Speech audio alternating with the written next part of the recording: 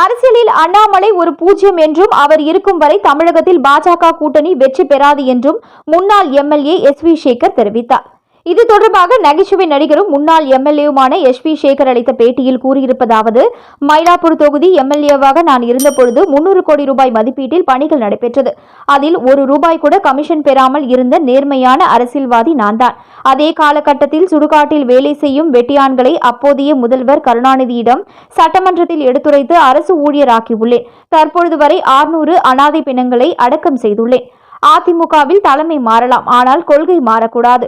எடப்பாடி பழனிசாமி எம்ஜிஆருக்காகவோ ஜெயலலிதாவுக்காகவோ மாறிவிட முடியாது. அதிமுகவின் தொண்டர்களை 1.5 கோடி தொண்டர்களாக ஜெயலலிதா மாற்றினார். தற்பொழுது எடப்பாடி பழனிசாமி அதிமுகவின் தொண்டர்களை அதிகரித்துள்ளாரா குறைத்துள்ளாரா என்பதை வரும் சட்டமன்ற தேர்தலில் பார்க்கலாம். மறைந்த முன்னாள் முதல்வர் கருணாநிதி எனக்கு ஒரு தந்தை போன்றவர். அவரது மகன் முதல்வர் மு.க. ஸ்டாலின் எனக்கு ஒரு நண்பர் போன்றவர்.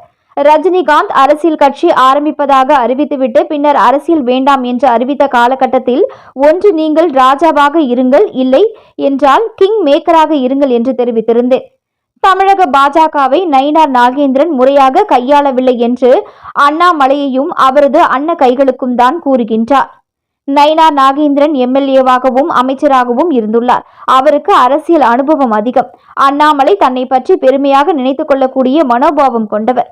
ஆனால் அரசியலில் அண்ணாமலை ஒரு பூஜ்யம். அவரால் பாஜகவில் ஒரு தொகுதியை கூட வெற்றி பெற முடியாது. அவர் அனைத்து விதங்களிலும் தன்னை வளர்த்து கொண்டார். தற்பொழுது பொருளாதார ரீதியாகவும் தன்னை வளர்த்து கொண்டதாக பாஜகவில் உள்ளவர்கள் கூறுகின்றனர். பாஜகவால் அதிமுகவிற்கு கடுமையான சேதாரம் ஏற்படும். பாஜகவோடு எந்த கட்சி கூட்டணி வைத்தாலும் அந்த கட்சி முழுகிவிடும். பாஜகவில் பிராமணர்களை ஒழிக்க வேண்டும் என்று அண்ணாமலை சபதம் எடுத்திருக்கிறார். அதனை அவர் தற்பொழுது நிறைவேற்றியுள்ளார். தமிழகத்தில் பாஜகவிற்கு இருக்கும் 3% வாக்கு வங்கி அண்ணாமலை வந்த பிறகு குறைந்திருக்கலாமே தவிர அதிகரிக்க வாய்ப்பில்லை. மற்ற கட்சிகளின் வாக்கை பாஜகவின் வாக்கு என்றால் அண்ணாமலை கூறுவது டெல்லி பாஜக தலைமை எப்படி நம்புகிறது என்று தெரியவில்லை. பலரின் பலவீனங்களை தன்னுடைய சாதகமாக பயன்படுத்திக் கொள்வதுதான் அண்ணாமலையின் பழக்கமாகும். அண்ணாமலை இருக்கும் வரை தமிழகத்தில் பாஜக கூட்டணி வெற்றி பெறாது. பாஜகவை அழிக்கும் அண்ணாமலை தன்னை விட சிறந்த தலைவர் வேறு யாரும் இல்லை என்பதை நிரூபிப்பதற்காக சொந்த கட்சியை அழிக்கும் அளவிற்கு அண்ணாமலை துணிந்து விட்டார்.